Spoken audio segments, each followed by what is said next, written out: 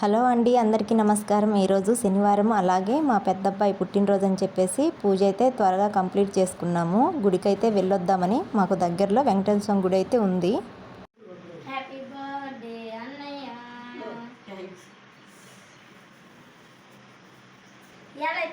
అక్కడ గోపురం కనిపిస్తుంది కదా, అదేనండి వెంకటేశ్వర స్వామి టెంపుల్. అయితే చాలా బాగుంటుంది. మరి లోపలికి స్వామిని చూపించడానికి ఎలా ఉందో లేదో చూసి వీడియో అయితే తీస్తాను.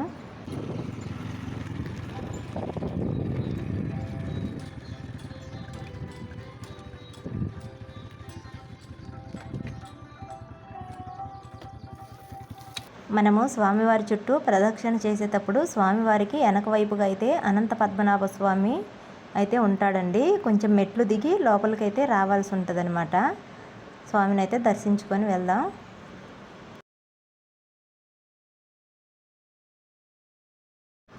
ఇక్కడ కటకటాలు అయితే వేస్తున్నారు. పూజారి గారు అయితే ఎవరు లేరు.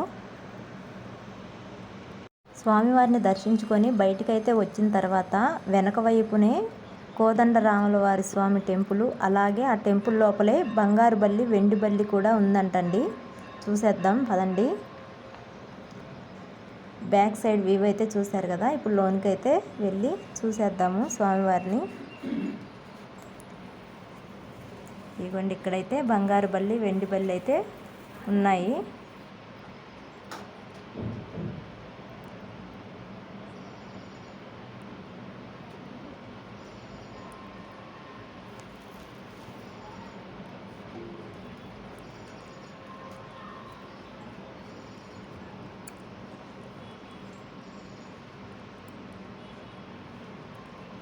స్వామివారిని అయితే దర్శించుకొని బయటకైతే వెళ్దామండి.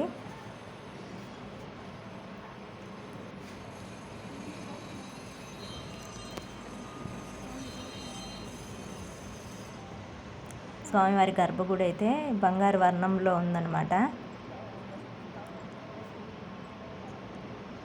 ఒకప్పుడు వచ్చినప్పుడు స్వామివారిని అయితే వీడియో తీయనిచ్చేవారు. ఇప్పుడు మరి తీయనిస్తున్నారో లేదైతే తెలియదండి. అక్కడ పూజారి గారిని కనుక్కొని వీడియో తీయనిస్తే మాత్రం మీకు ఖచ్చితంగా చూపిస్తాను.